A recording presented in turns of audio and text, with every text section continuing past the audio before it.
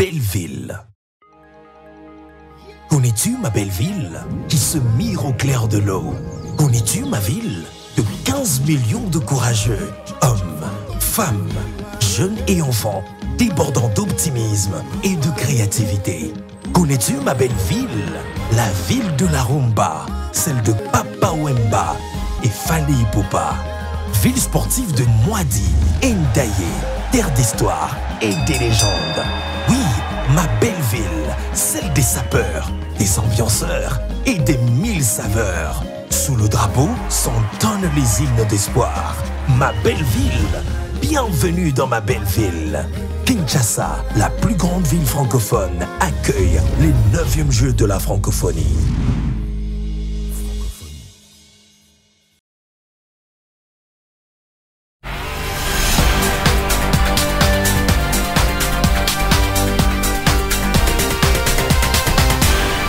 Mesdames, Messieurs, bonsoir, bienvenue dans cette édition d'information sur A30 Télévision. D'abord, les titres dépréciation du franc congolais face au dollar américain.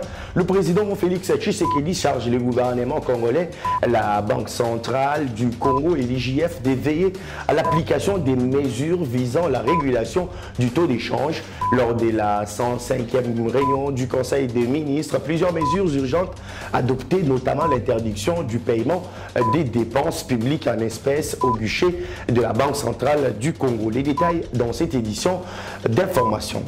Les troupes de la garde républicaine étaient dans les rues de Kinshasa ce samedi pour une marche dite d'endurance physique et de dissuasion dans les artères de la capitale congolaise. Ces militaires ont marché avec des matériels des combats. C'est tout pour les titres. Les détails, c'est tout de suite. Bonsoir. Lors de la réunion du Conseil des ministres, le président de la République, Félix Tshisekedi, a chargé le gouvernement congolais, la Banque centrale du Congo et l'IJF d'éveiller à l'application stricte des mesures visant la régulation du taux d'échange sur le marché. Ces mesures sont notamment la gestion rigoureuse des finances par la limitation des dépenses publiques à celles qui sont prioritaires et essentielles. Suivant l'extrait du compte-rendu avec le porte-parole du gouvernement, Patrick Mouyer. Préoccupé par l'évolution inquiétante et persistante des fluctuations du taux de change par rapport aux devises étrangères et ses conséquences sur le pouvoir d'achat de la population, le président de la République est revenu sur les conclusions de la réunion de crise qu'il a présidée à ses propos le lundi 17 juillet 2023 au Palais de la Nation, réunion à laquelle, outre les membres du gouvernement, il avait convié le président du Conseil économique et social, l'Inspection générale de finances, la Fédération des entreprises du Congo et l'Association congolaise des banques. À l'issue des différents échanges, les mesures ci-après ont été adoptées. 1. La poursuite par la Banque centrale du Congo des interventions vigoureuses et régulières sur les marchés de change en mettant à la disposition de celui-ci les devises étrangères prélevées notamment sur les réserves de change. 2. La gestion rigoureuse des finances publiques par notamment la limitation des dépenses publiques à celles qui sont prioritaires et essentielles en privilégiant la procédure normale de la chaîne de la dépense publique. 3. L'interdiction du paiement des dépenses publiques en espèces au guichet de la Banque centrale du Congo. 4. L'encadrement par les secteurs bancaires des opérations d'échange effectuées par les bureaux d'échange qui doivent être compatibles avec leur capacité réelle. 5. Le renforcement des mesures de rapatriement des devises et la concertation entre la Banque centrale du Congo et les opérateurs du secteur minier pour les rachats éventuels d'une quotité des devises ainsi rapatriées. 6. La retenue immédiate et à la source par les trésors publics de la TVA pour les fournisseurs et prestataires de l'État lors des paiements de leurs factures. 7. L'encadrement de la taxation d'office des entreprises n'ayant pas fait leur déclaration fiscale par le ministre des Finances assisté par l'Inspection générale de finances. 8. Le paiement de tous les impôts, taxes, droits et redevances dus à l'État en francs congolais. La population congolaise appelée à se mobiliser pour accueillir les 9e Jeux de la francophonie dans la capitale congolaise. Appel lancé par le Premier ministre Jean-Michel Sama-Lukonde au cours de la réunion du Conseil des ministres présidé vendredi dernier par le chef de l'État, Félix Tshisekedi. Suivez. Dans la suite de la communication du président de la République, le Premier ministre chef du gouvernement a axé sa communication sur quelques autres points, notamment sur l'évolution des préparatifs des 9e Jeux de la francophonie. En tant que superviseur des travaux, il s'est plusieurs fois rendu avec les ministres sectoriels concernés sur le terrain pour constater la bonne évolution de travaux. Et à quelques jours du démarrage effectif de ces Jeux de l'espoir, les constats sont globalement positifs et les équipes s'attellent à fixer les derniers détails. Demande est donc faite aux populations congolaises de se mobiliser activement pour participer le vendredi prochain à la cérémonie d'ouverture de ces Jeux baptisés Jeux de l'espoir et de la solidarité. Pendant ce temps, Kinshasa promet une cérémonie d'ouverture grandiose des 9e Jeux de la francophonie. Déclaration faite jeudi lors du briefing presse qui a essentiellement porté sur les volets culturels de cet événement. Briefing co-animé par le ministre de la Communication et des Médias, sa collègue de la Culture et Arts, ainsi que le directeur national de Jeux de la francophonie. Mesdames et messieurs de la presse, bonsoir. Heureux. Pour ce briefing presse, le ministre de la Communication et des Médias a convié ses collègues des Cultures, Arts et Patrimoine ainsi que le directeur national de Jeux de la francophonie. Ensemble, ils ont essentiellement abordé les questions liées au volet culturel de cet événement qu'accueille la ville de Kinshasa du 28 juillet au 6 août prochain. Au total, 11 disciplines sont concernées dans le volet culturel des Jeux. Il s'agit de la chanson, la danse des créations, le conte et conteur, la sculpture, la photographie, la danse libre, la jonglerie avec ballon, la marionnette géante, la création numérique et la littérature. Les 11 disciplines sont en marche chez nous parce que nous sommes reconnus dans le monde étant un pays caractérisé par la danse, par la musique. Mais nous avons souscrit pour les 11 disciplines parce que nous voulons montrer au monde notre capacité et nos différents talents. Surtout, montrer que nous avons ce que nous devons vendre au monde. En dehors de la danse et de la musique, nous avons des talents. Nous avons des capacités dans les 11 autres, dans les 9 autres disciplines et le monde ne sera pas déçu. Il sera vraiment satisfait du fait que nous sommes préparés correctement. Nous avons eu tout le temps parce que c'est depuis 2019. Le porte-parole du gouvernement et les directeurs nationaux de G ont tour à tour donné le temps pour assurer du bon déroulement de ce G à Kinshasa. Ils promettent une cérémonie d'ouverture grandiose à travers laquelle la République démocratique du Congo va montrer à la face du monde ses potentialités culturelles. Les membres du comité de pilotage ont eu l'occasion de visionner ce que sera la cérémonie d'ouverture. J'espère que tout le monde va apprécier et j'invite tous les Congolais vraiment à venir voir cette cérémonie qui sera grandiose, qui va rester dans l'imaginaire des Congolais. Et donc, ce sera une occasion pour présenter la richesse de notre pays. Je vous promets que ce sera du spectacle son lumière que vous n'avez encore jamais vu. Je dois rappeler que ces briefings s'est fait en direct du stade de Martyrs où la télévision nationale capte le signal à travers la fibre optique. C'était aussi l'un des défis de nous mettre au diapason du numérique avec la télévision nationale. Les activités culturelles auront principalement lieu au Palais du Peuple, au Musée national, à l'Échangeur de l'Humité, au Centre Wallonie-Bruxelles et à l'Institut français de Kinshasa. Mais RDC Mboka Loyembo, Mboka Mabina, est-ce qu'il faut toser là-bas? Je l'ai dit dans les titres, les éléments de la garde républicaine ont pris d'assaut plusieurs artères de Kinshasa ce samedi dans le cadre d'une marche de dissuasion pour les soldats en tenue de combat et engins de guerre. Les troupes militaires ont débuté la marche au rond-point Ngaba, traversant Mongafula et Upen jusqu'au point des chutes, les camps Tchachi.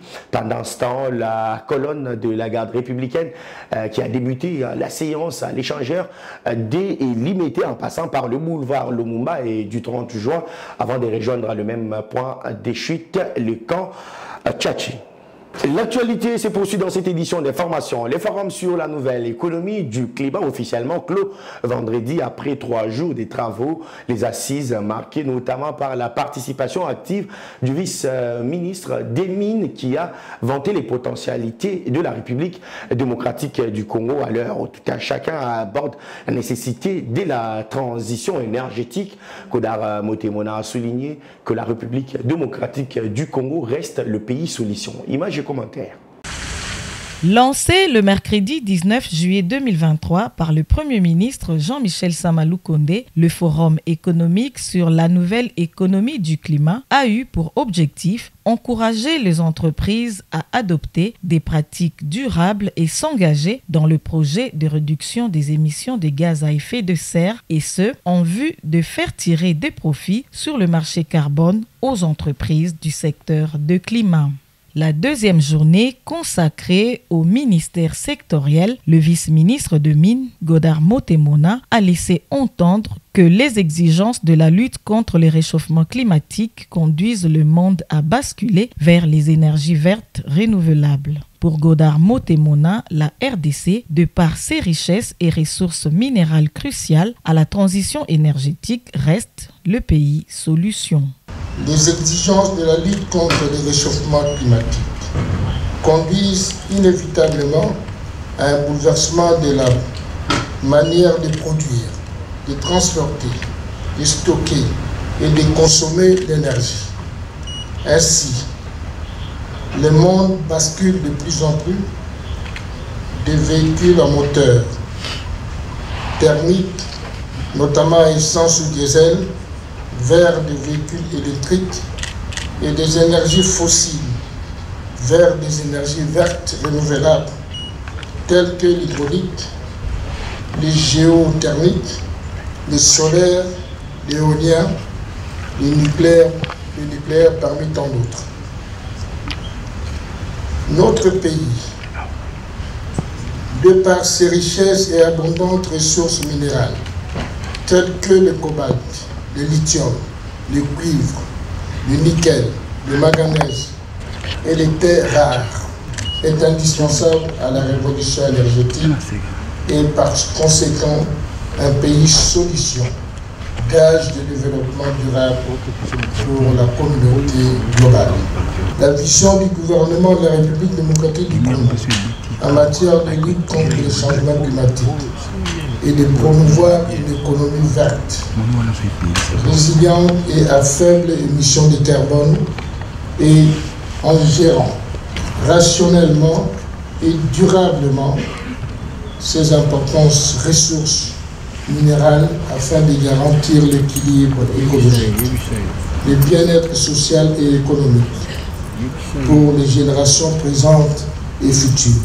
Par ailleurs, la conseillère spéciale du chef de l'État en matière de la nouvelle économie du climat, organisatrice de ce forum, a démontré à l'assistance comment les entreprises du secteur privé du climat peuvent bénéficier du crédit carbone. Notez que ce forum s'est tenu durant 3 jours, soit du 19 au 21 juillet 2023. Dans le reste de l'actualité, les mondes de la littérature en République démocratique du Congo, d'auteur d'un nouvel ouvrage. Il s'agit du livre « Tout travail procure de l'abondance » de l'écrivain congolais et pasteur Pascal Katanga. L'auteur invite, motive et conscientise les communautés à la culture du travail. L'ouvrage a été présenté vendredi au grand public. Reportage. Qui a ces 3 critères, tout est réuni. À travers ces 106 pages, les livres « Tout travail procure de l'abondance » appellent à la prise de conscience nationale pour le travail. Il fait découvrir les secrets d'une vie comblée pour l'homme appelé à travailler et non à croiser les bras pour observer la nature dans son ensemble. Devant plusieurs invités venus pour la circonstance, pasteur Pascal Katanga, auteur du livre, tire son inspiration dans la parole divine pour rappeler tous les principes de la vie pour un succès franc. Depuis mon engagement dans le Seigneur, c'est la première chose que Dieu m'avait dit. Parce que j'avais observé que beaucoup d'hommes de Dieu, ils avaient la grâce, ils avaient le potentiel, ils avaient la puissance, l'onction si on veut, mais ils n'arrivaient pas à émerger parce qu'ils ne vivaient ou ne dépendaient que de leur ministère. Et parfois le ministère ne répondait pas. Et moi j'avais dit à Dieu, je veux bien te servir, mais donne-moi un travail.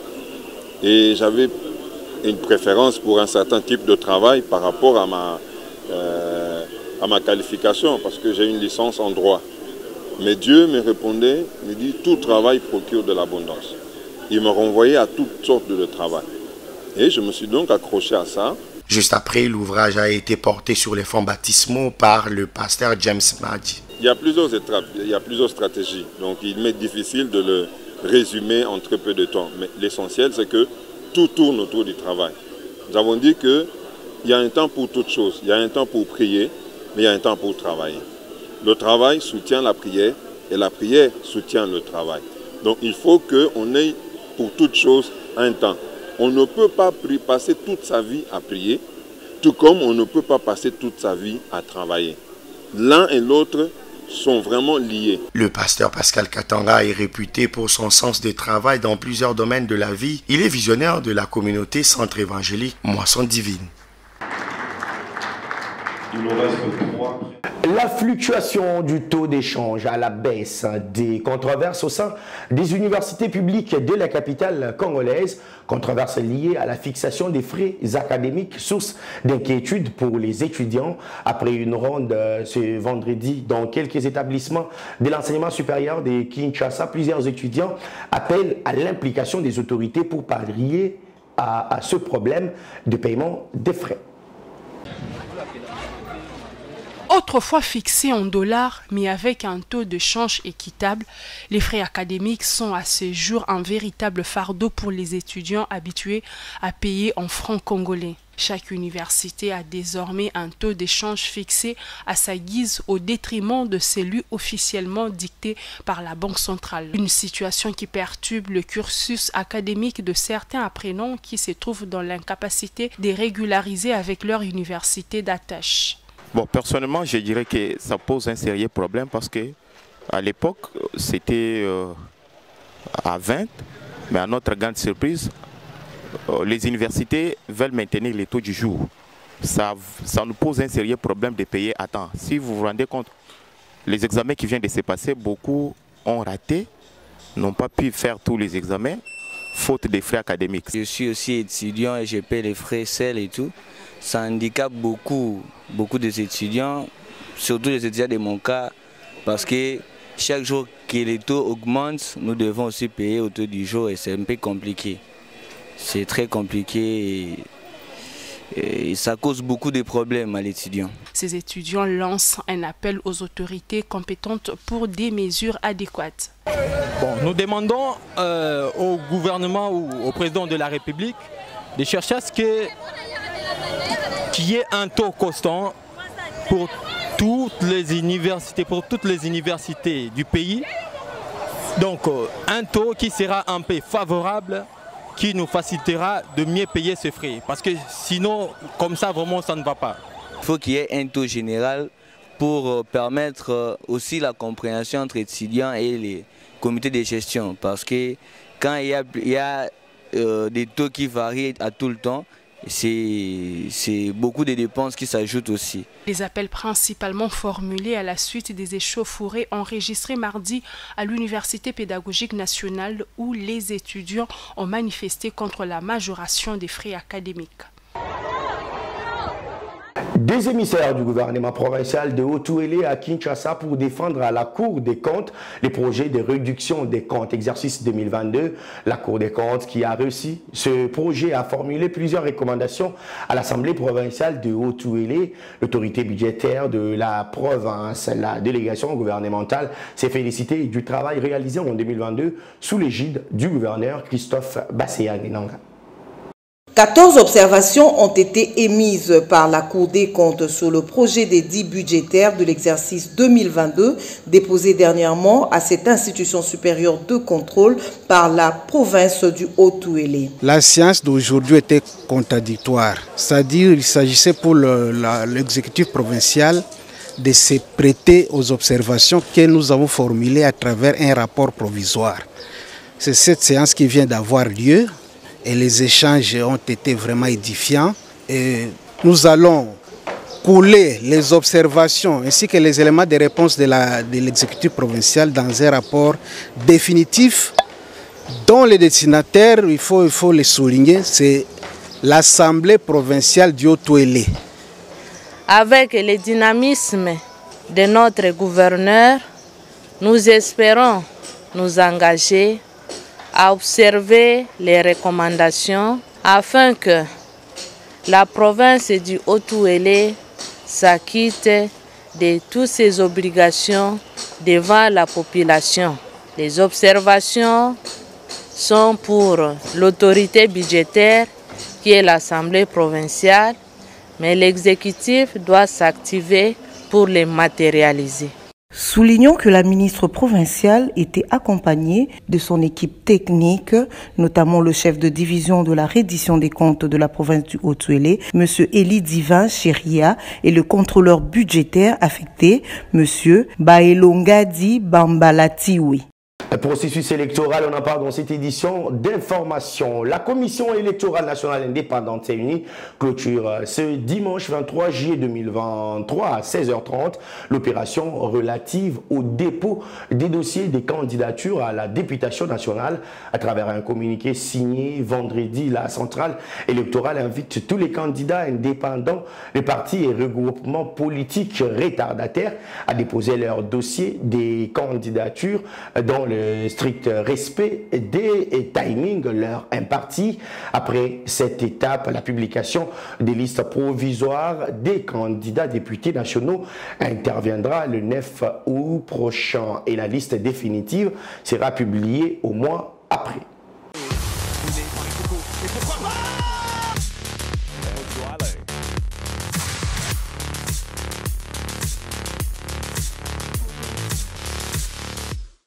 En sport, le parcours des léopards, messieurs, à l'Afrocan Basketball, jugé positif sur le plan technique par les sélectionneurs des FAV congolais. Pour Pierrot Ilunga, des bases nécessaires ont été posées à l'issue de cette compétition, même si les FAV congolais ont fini à la 4e place du tournoi. Il l'a dit au micro de Meshak Wabin. Techniquement, le parcours a été très positif. Très positif. 4 ans après, faire ce travail qu'on a fait avec un groupe totalement changé à plus ou moins 85% et avec les nouvelles figures qui viennent d'intégrer l'équipe nationale. En 15 séances d'entraînement, faire ce qu'on a fait là, c'est à féliciter. La grande motivation, c'est d'abord d'être conscient qu'on est champion en titre de la première édition et qu'on devrait vraiment défendre ce titre-là. Donc c'est ce qu'on a fait, on a vraiment fait un effort de chercher ces victoires et à la fin, par fatigue, de fois manque d'expérience de certains athlètes qui est normal et on est arrivé par ce résultat qu'on a fait là, mais déjà c'est un grand pas qu'on a déjà fait. On doit se supporter, on doit travailler dur, on doit combattre vents et marées et chercher à aller de l'avant avec des nouvelles figures, leur faire confiance et c'est comme ça qu'on aura la relève. Sans ça, il faut oublier. Madame, Monsieur, c'est fini pour cette session d'information. Merci à vous de l'avoir suivi. L'actualité reste en continu sur les www.actu30.cd. Au revoir.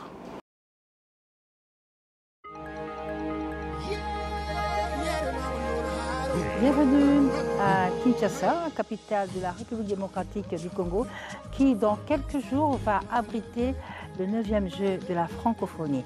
Une première pour la RDC.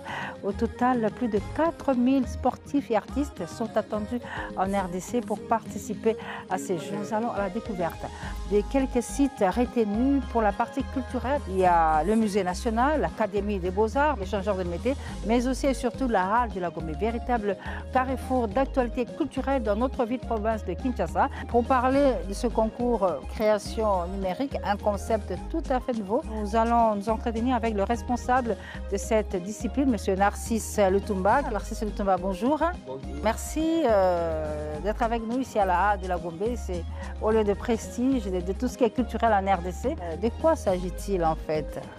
La création numérique, d'abord en tant que discipline, a été introduite pour la première fois lors de la 7e édition à Nice, en France. Donc ça fait déjà 3 éditions que ça existe comme discipline parmi les 11 disciplines du côté culturel. C'est une discipline qui consiste à la création ou au montage des images auxquelles il faut associer un son ou des sons. Et les deux doivent constituer une seule œuvre dans laquelle nous trouvons une égale importance entre l'image et le son. Et il y a un message particulier par rapport à ces concepts. Ça peut répondre à une thématique.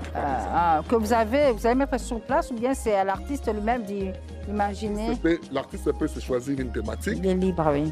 Un concours aussi peut fixer une thématique. Ok. Donc l'artiste peut s'inspirer et puis voilà, répondre à cette thématique-là. Ah, ok, d'accord. La création numérique, c'est une discipline qui exige la projection. La projection exige une salle assez sombre. Voilà pourquoi ce site a été choisi. Eh bien voilà, nous vous remercions pour toutes ces précisions. Et je rappelle que nous sommes à la halle de la Gombe, site retenu par le comité qui organise le 9e jeu de la francophonie à Kinshasa. Bienvenue à vous tous. On se donne rendez-vous dans quelques jours, le temps pour nous de vous permettre de découvrir aussi d'autres sites retenus par le comité pour ce 9e jeu de la francophonie. À tout de suite.